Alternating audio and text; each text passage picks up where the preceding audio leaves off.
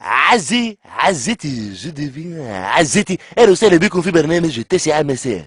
اليوم في التاسعة مساء باش نحكوا على السلفيين اللي زدموا على سلاح بيا ذيبه نهار حنة النمس، مي لي زونفيتي هذوما ما جوش، دونك اوتوماتيكمون مش نحكوا عليهم. وباش نحكوا زيد على خميس لورال اللي عطوه رخصه نتاع لوتوفيزيون، هو قبل كان يبيع في الزعرور، مي مالوريزمون نوفيتي هذا ما جاش، دونك اوتوماتيكمون مش نحكوا عليه. دونك سي بور سا نتعدوا ديريكتومون لزميلي توفيق العبيدي في برنامج جيولوجيك سياسي، فماشي ما يعاوني على النوميسيون اللي وحني فيها خويا معز، كيما في بالكم خليتها ما عنده فونت كوميرس فون اونور. توفيق سي بون. اذا شكرا لك خويا معز، عفوا خويا حبيب باش ما نقولوش معز، وشكرا لكل حضرات النظاره ونظرات. نبداو بموضوعنا اليوم اللي هو موضوع يهم التوانسه الكل، الا وهو موضوع غلاء المعيشه، وما يخفكمش اللي عديد المواطنين يتشكاو منه رغم مجهودات الحكومه الكثيره باش ما نقولوش الجباره. اذاك علاش معنا اليوم في الاستوديو ضيف اللي هو احسن سمنته. احسن تنجمش تحكي لنا على وضعيتك كمواطن في مواجهه غلاء الاسعار؟ اش قلت لي يا توفيق؟ قلت لك كيفاش مواجهة اسعار يا ودي؟ الدنيا غلطت وفتت حرقت ومشت مجت يا ودي، اموري ماشي لوجيك، اقسم بالله مش نورمال الدنيا كده غلط يا ودي. انا بجيت كان الاستوديو يا ودي عندي ساعتين واقفه استنى في ستوب يا ودي، الدنيا غلط. تلمية قلوب ولا ب 200، فما كان القشوق عاد يا ودي، وحكومة مش حابة تتحرك، ليه بدا حكومة؟ يا ودي ريتو عبد الله قدامك حسن سمنطة، يا ودي اقسم بالله فمي خيطته 4 مرات، يا ودي شفايفي عملتهم بالروفير بالعطفة، يا ودي من طيرز ندور الصبيح، فهمتني؟ في الاخر اعطوني 30 دينار قالوا لي عم الجاي يجوك، يا ودي من الاخر حكومة زما تلقينا حل في حكاية اسعار، بالرسمي راي غلطت ياسر الدنيا. واضح يا خويا حسن، من غير ما نطول ولو انك بلغت ياسر، لان كنا عايشين لاباس والحمد لله، وذلك كله بفضل الحكومه وكذلك الترويكا. وهذه مناسبه باش نقول لها ياك حكومه ويا ترويكا ما يهزك ريح. وذاك علاش باش ننتقلوا مباشره للاجراء الرائد اللي خذاه المجلس التاسيسي، الا وهو الترفيع في شهر النواب، وذلك كل في جلسه سريه، يعني الشهريه ولات 4 ملايين و200، وهكا يكون ابراهيم القصاص اول سائق لواج في العالم ياخذ شهريه بيلوت نتاع بوينغ. وكذلك زملاء في الحافله يقولوا لي عندنا صور حاضره من المجلس التاسيسي، نشوفوا مع بعضنا. عفوا يظل لي زملاء في الحافله قلت هذا ماهوش المجلس التاسيسي، نتصور هذا ملعب رادس، لان كما قاعدين نشوفوا تو فما سي حمدي المدب وكذلك مايكل إرامو. والله سامحني توفيق، انا باش نقاطعك نقص عليك. صحيح نحن في المجلس التأسيسي ماناش في رادس، لأنه المجلس التأسيسي عمل لي مشكلة. كما في بالك عندي مديدة ركح فيه ولد الرامو باش يرجع للترجي، بعد ما ركح اسمع لأعضاء المجلس التأسيسي ولاو ياخذوا 400، قال ما نصحح وما نلعب كان في التأسيسي. Eh bien sûr, monsieur Hamdi, Manarab Kenfutash ici, bien sûr. J'ai bien joué avec monsieur Mustafa Bin Jafir, avec Merzia. En plus ici au Tass ici, Tekhwar Bamna nous meeting. تذا بينو حد ما يشوف حد ما يتلاقى بيك، سي با كيف تلعب في الاسبيرونس وبيان عودي تاسيسي خير من برشلونه، فلوس صافي. واضح، شكرا لك مايكل. وبالمناسبه سي حمدي المدب، لو كان فكولكم مايكل إرامو او علاش لا خذوا من عندهم، ماكم ناقصين قناص، خذوا ابراهيم القصاص. اذا بعد التاسيسي نمشيو لقصر الحكومه بالقصبه، لعل سي حمادي الجبالي عنده ما يقول في الموضوع هذا. والله شكرا لك يا اخ توفيق.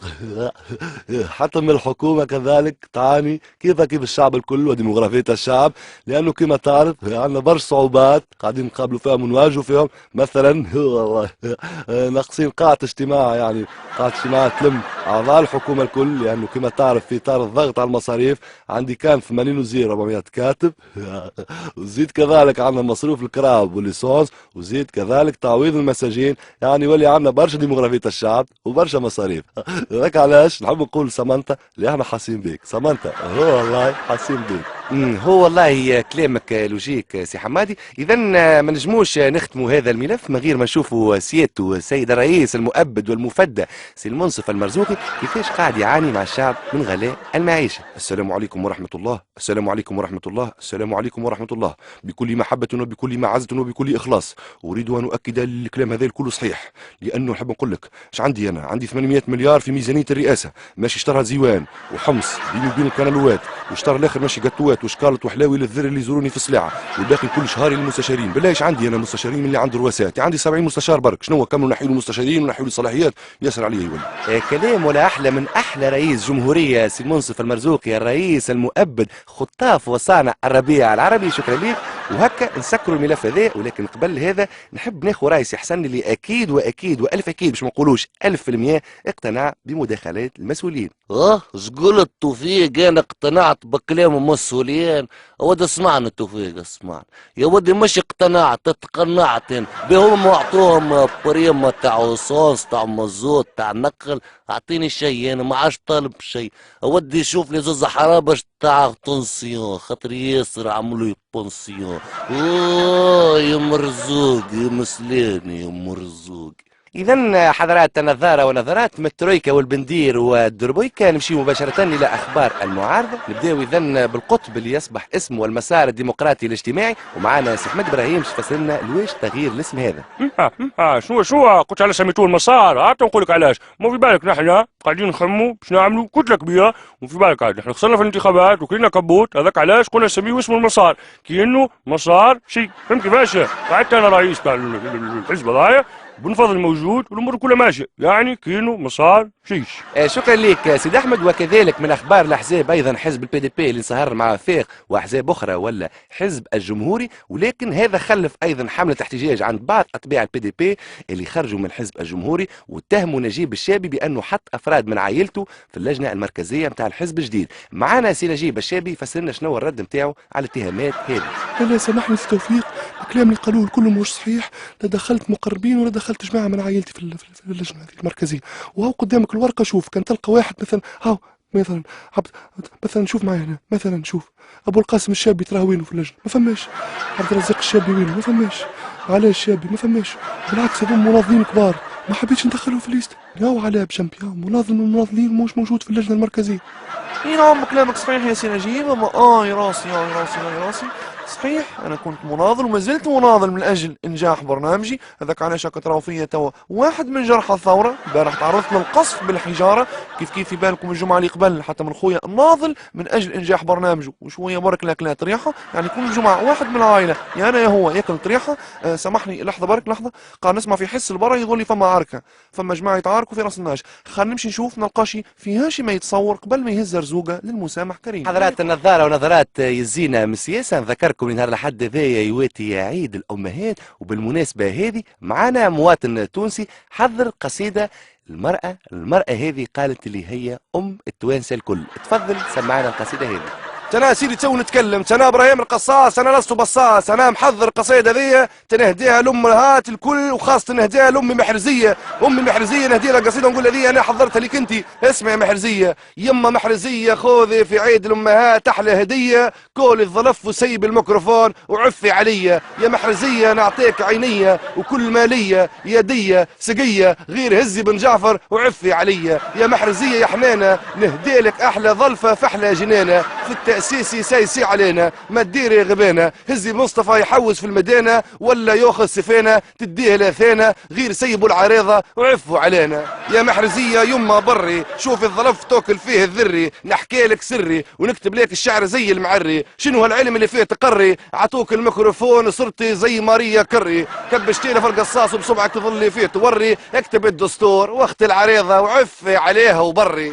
يما محرزية تشنو حالك؟ في عيد الأمهات ديري بالك، القصاص تجاب لك قصيدة يقراها لك، حتى من لواج تنبيحة ونهديها لك، خصوصي كيف ظل تزيدي في الشهرية، فلوس بدو فيز صبوها لك. نحييك باسم العريضة الشعبية وفي الآخر نقول لك ونعاودها لك، عفي عليا يما محرزية. شكرا ليك سي إبراهيم القصاص. معلقة ولا أحلى واحدة من أروع وأحسن الأشعار اللي سمعتهم في حياتي. وما دامنا مازلنا في الإبداع وقاعدين في الإبداع نتاع سي إبراهيم القصاص، هات نمشيو المبدع آخر ألا وهو سي المنصف المرزوقي اللي حسب ما يبدو بالقلق ولا يخمم انه يصور كليبات. وهات خلينا نشوفوا واحده من الابداعات نتاعو، هذه اكيد انه صورها مع واحده من القنوات الخليجيه. ترى تقني اعطينا خلينا نشوفوا الكليب هذا. بكل محبة وبكل إخلاص، هذه الأغنية كتبتها أنا وسجلتها أنا وباش نغنيها أنا بكل محبة وبكل إخلاص. يا بنت الناس أنا فقير صلاحياتي محدودة، إنما عندي قصر كبير ودي للبوس ممدودة.